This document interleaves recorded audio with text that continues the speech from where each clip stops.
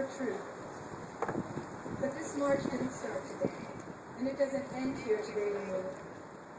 This is a perpetual march, and it began on November 9th, 2004. When we leave here tonight, or today, this Hey, hello. march continues. Good, how are you? 24 hours a day, 7 days a week, until the Penn State Board of Trustees knows the truth and acknowledges it.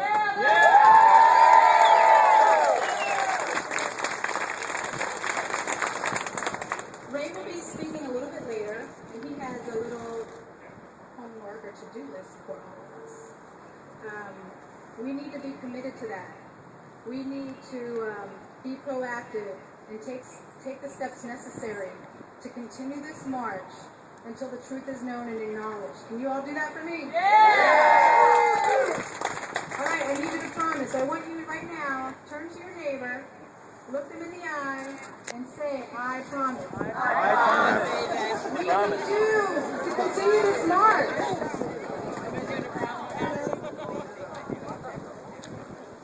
So why are we here today? Truth! That's right. We're here to show the Penn State Board of Trustees we are not going away. We are not going away! Why are we here today?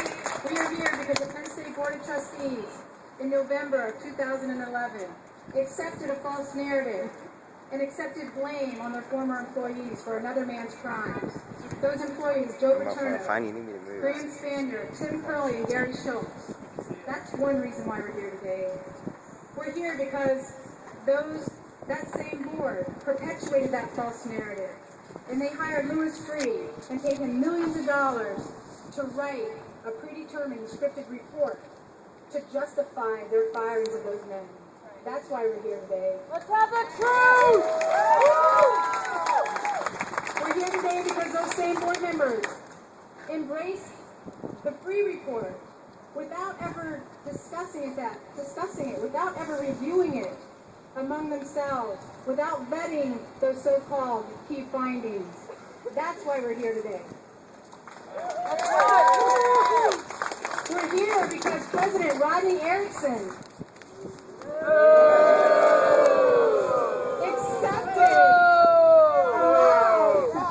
allowed that falsified free report to be used to punish innocent student athletes and be used to punish our school when there's been no evidence of wrongdoing to this day.